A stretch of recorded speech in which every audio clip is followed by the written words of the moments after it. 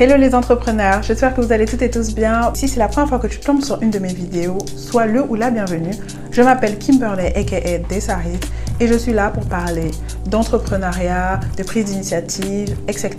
Dans cette nouvelle vidéo, on va parler de l'entrepreneurial mindset ou alors état d'esprit entrepreneurial et en quoi cela est important, voire même indispensable dans tout projet ou même dans la vie de tous les jours. Bien évidemment, tu connais la chanson, partage, commente, like, donne toute la force nécessaire et voilà, j'ai plus rien à rajouter, on est parti, let's go!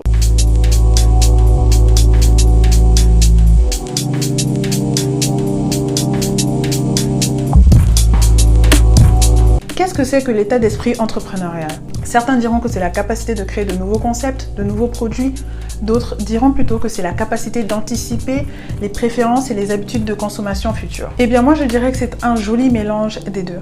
Parce qu'il faut pouvoir comprendre les habitudes de consommation et préférences des sociétés pour pouvoir innover et inventer de manière durable et efficiente. Comme je le disais dans l'introduction, avoir un esprit entrepreneurial est indispensable non seulement dans le leadership, dans l'entrepreneuriat, mais également dans la vie de tous les jours. Parce qu'une personne qui possède cet état d'esprit, ce mindset, est une personne qui possède de nombreuses caractéristiques bénéfiques, à savoir la détermination.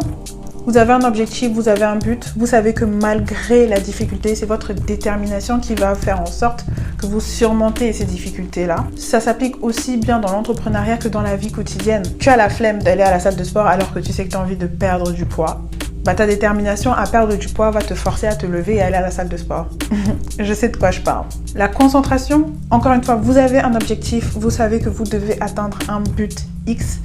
Rien ni personne, c'est-à-dire aucun jugement, aucun avis négatif, bref, aucun obstacle ne pourra vous empêcher d'atteindre cet objectif-là. La prise de décision également, savoir peser de manière rationnelle le pour et le contre face à une situation donnée, mesurer les enjeux et être capable de prendre une décision que vous estimerez être la meilleure au vu des paramètres présentés à ce moment-là. Également, l'indépendance et l'authenticité.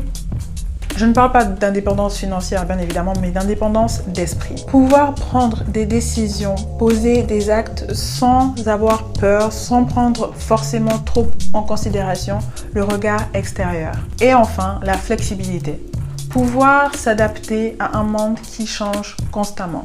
Après, bien sûr, il y a encore énormément d'autres caractéristiques que je n'ai pas citées ici, j'en ai pris que 5.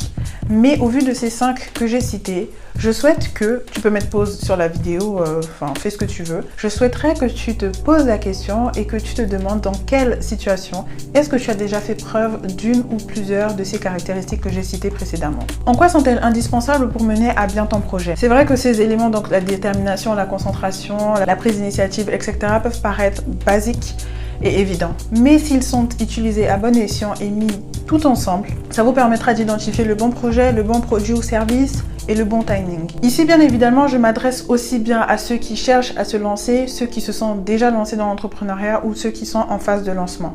Avoir l'état d'esprit entrepreneurial vous permettra d'adapter votre offre à une société, à des préférences, à des habitudes qui changent constamment. Aujourd'hui, par exemple, combien de stories avez-vous regardé, peu importe le réseau social? La flexibilité et l'adaptation est la raison pour laquelle est-ce que Facebook, Instagram, Twitter ont copié le modèle Snapchat avec les stories de 24 heures. Pareil pour le modèle TikTok qui a été copié par exemple chez Instagram avec les Reels. Et d'après cet article-là de Sprout Social, il a été mis en évidence que le système des stories, donc qui dure 24 heures, est le deuxième facteur de compétitivité pour un réseau social en 2021. Alors que personnellement, je m'en souviens très bien, il y a 6 ou 7 ans, les stories nous intéressaient pas tant que ça. C'est tout simplement que le monde change. Et encore une fois, si tu veux mettre en place un commerce, un projet, assure-toi que tu connais ta cible et que tu as la capacité d'anticiper leurs futures préférences. Je vais vous raconter l'histoire de Blockbuster et pour ceux qui connaissent pas, c'est l'ancien Netflix, pour vous illustrer réellement la fatalité d'un manque d'esprit entrepreneurial. Blockbuster était un acteur majeur dans les années 90 de location de DVD, de VHS, de jeux vidéo, avec plus de 50 millions de membres dans le monde entier. Netflix voit le jour en 1997 et ses fondateurs, donc Reed Hastings et Mark Randolph, proposent à Blockbuster en 2000, donc 3 ans après leur création, de leur revendre Netflix pour seulement 50 millions de dollars. Et Blockbuster refuse. Quelques années plus tard, Netflix va révolutionner le domaine de la diffusion cinématographique en permettant à ses membres de pouvoir commander sur leur site internet des DVD, recevoir par la poste ces DVD chez eux et pouvoir profiter d'un service à moindre coût. C'est ce qui est aujourd'hui communément appelé le streaming, bien sûr sans la dimension physique du DVD. Du coup, Blockbuster, ou du moins son CEO John Antioco, n'a pas su reconnaître l'opportunité de croissance et de diversification que représentait Netflix à cette époque-là. Mais pire encore, il n'a pas su adapter son offre à une société qui avait évolué et qui demandait un service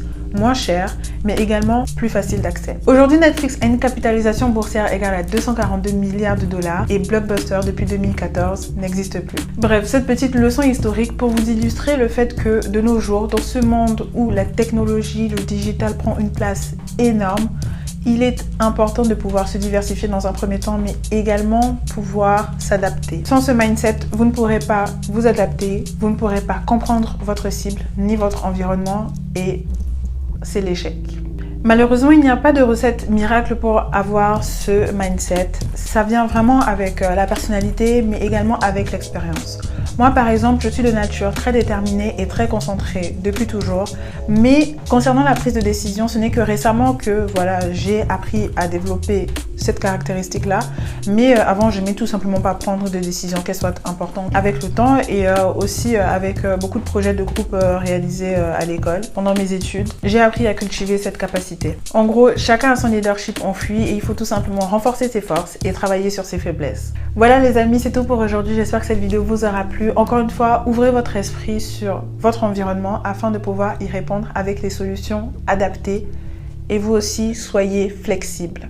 On se retrouve la semaine prochaine pour une nouvelle vidéo et voilà, passez une très bonne journée ou soirée en fonction de l'heure à laquelle tu me regardes.